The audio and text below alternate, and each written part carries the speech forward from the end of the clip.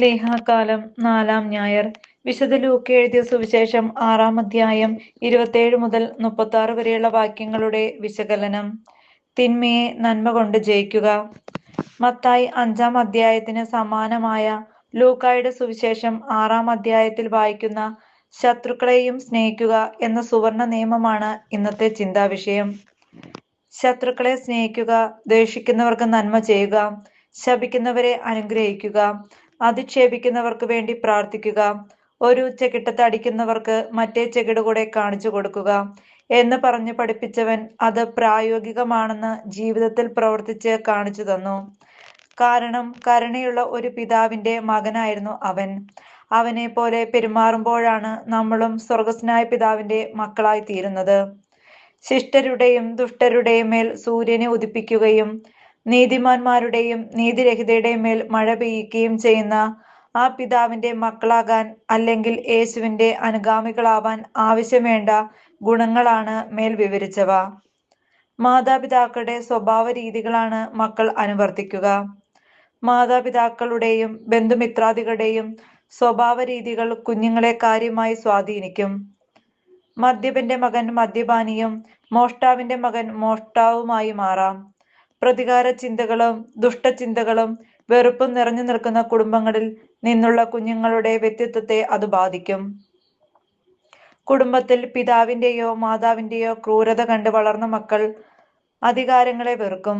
എപ്പോഴെങ്കിലും അധികാരം ലഭിച്ചാൽ അധീനതയുള്ളവരെ അടക്കി ഭരിക്കുന്ന ഹിറ്റ്ലർമാരായി അവർ മാറാം. പ്രവൃത്തികൾ കണ്ടാൽ വ്യക്തികളെ മനസ്സിലാക്കാം. മുൾച്ചെടിയിൽ നിന്ന് മുന്തിരിപ്പഴമോ ഞെരിഞ്ഞിലിൽ നിന്ന് അത്തിപ്പഴമോ പറിക്കാറുണ്ടോ?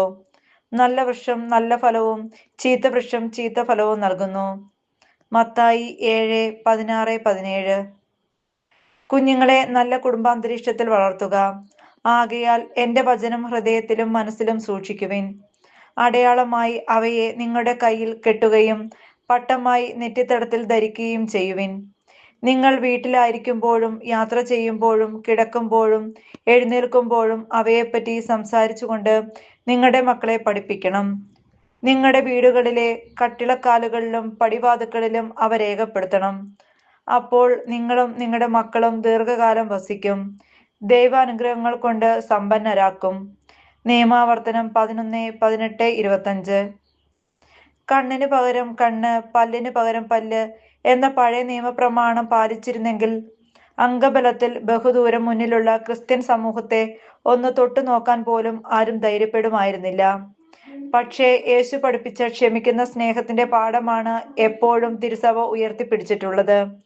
ബെനഡിക്ട് 15-ാമൻ മാർപ്പാപ്പയെ വധിക്കാൻ ശ്രമിച്ച കുറ്റവാളിയെ പട്ടാളക്കാർ പിടിച്ചുകൊണ്ടുവന്നപ്പോൾ പറഞ്ഞു, മകനെ, നിന്റെ ഭാര്യയും മക്കളും ഈ വാർത്ത അറിഞ്ഞു കാണും. വേഗം പോയി അവരെ ആശ്വസിപ്പിക്കുക.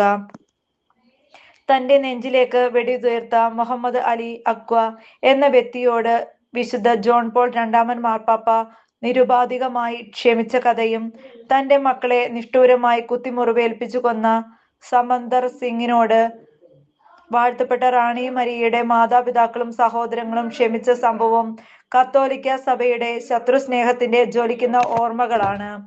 പിതാവേ, ഇവർ ചെയ്യുന്നത് എന്തെന്ന് ഇവരറിയുന്നില്ല, ഇവരോട് ക്ഷമിക്കണമേ എന്ന യേശുവിന്റെ പ്രാർത്ഥന മുതൽ ആദ്യ രക്തസാക്ഷിയായ സ്തഫാനോസിന്റെ കർത്താവേ, ഈ പാപം ഇവരുടെ മേൽ ആരോപിക്കരുതേ, അപ്പസ്തോല പ്രവർത്തനങ്ങൾ 7:60 എന്ന പ്രാർത്ഥനയും ഇന്നീ നിമിഷം വരെ പീഡിപ്പിക്കപ്പെടുന്ന ക്രൈസ്തവ സമൂഹം ശത്രുക്കളോട് ക്ഷമിക്കാനുള്ള കാരണങ്ങളായിരുന്നു.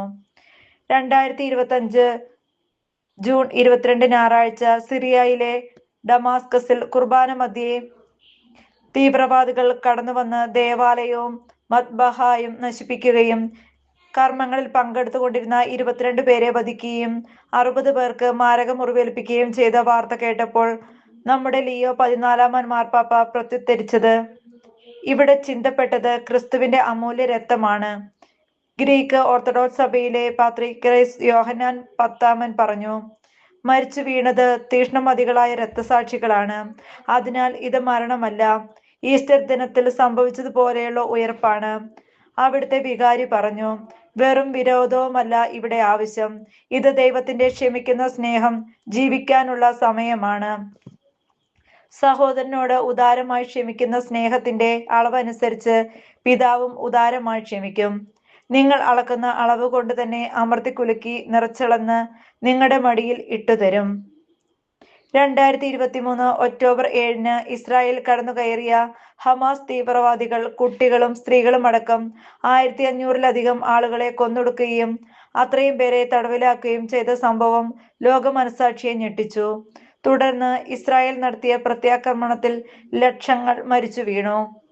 ഇറാനും അമേരിക്കയുമൊക്കെ ഇതിൽ പങ്കാളികളായി തീർന്നതോടെ ലോകാവസാനം വരെ പ്രവചിക്കപ്പെട്ട ഒരു മൂന്നാം ലോക യുദ്ധത്തിന്റെ ഭീതിയിലാണ് ലോകം.